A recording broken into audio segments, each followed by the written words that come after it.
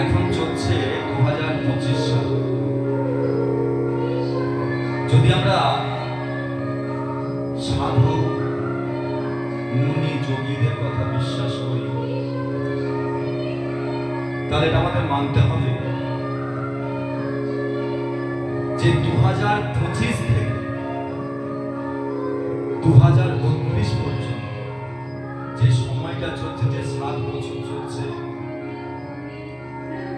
এই 7 বছর খুব মারাত্মক একটা সময়। আমরা বর্তমানে দেখেছি 2025-এ যে বৃষ্টি আগের থেকে অনেক বেড়ে গেছে, গরমটা আগের থেকে বেড়ে গেছে।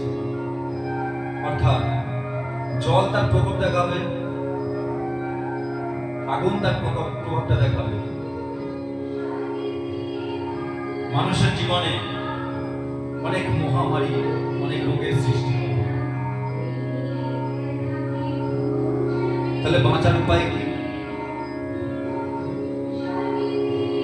যারা সনাতন ধর্মে জন্মগ্রহণ করেছিলেন তারা অনেক ভাগ্যবান,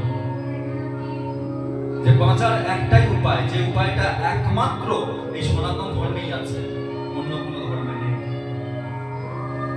সেটা হলো ত্রিসন্ধ্যা ভগবানের নাম জপ করতে হবে, ভগবানের গুণকীর্তন করতে হবে, ভাগবত পাঠ করতে হবে, গীতা পাঠ করতে হবে,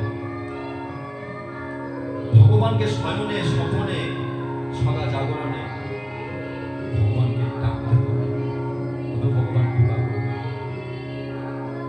এই সময় খুব খারাপ চলছে, আরো ভয়ানক হচ্ছে। 2025 তো চলছে, 25, 26, 27 এই 3 বছর আরো খারাপ সময়, আরো খতরনাক সময়।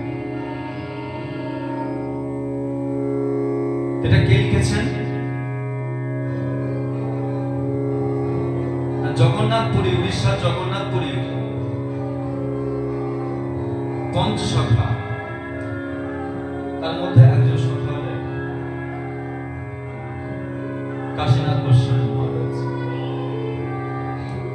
সেই কাশীনাথ গোস্বামী মহারাজ তার ভবিষ্যমালিকা গ্রন্থে সমস্ত কিছু লিপিবদ্ধ করে গেছে।